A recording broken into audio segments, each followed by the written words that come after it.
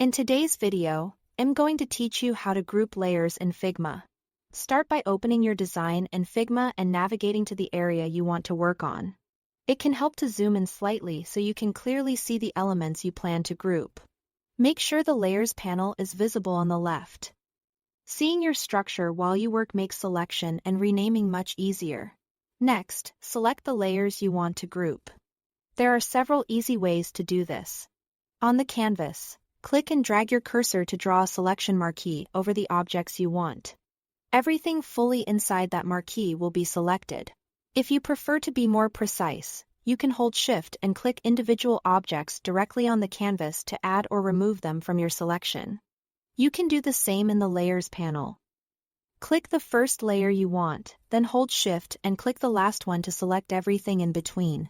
As you select, watch the Layers panel to confirm exactly what's included. If something is locked or hidden, it won't be selected, so unlock or reveal it before you continue.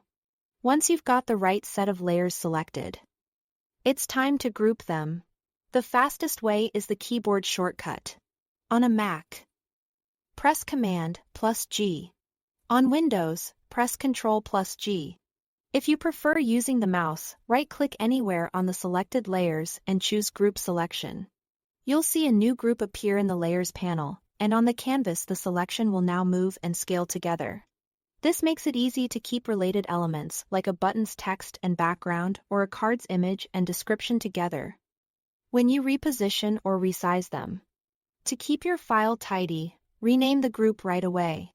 In the Layers panel, double-click the group name and type something descriptive, like header group or button primary. Clear naming helps teammates understand your structure at a glance and speeds up future edits. That's it.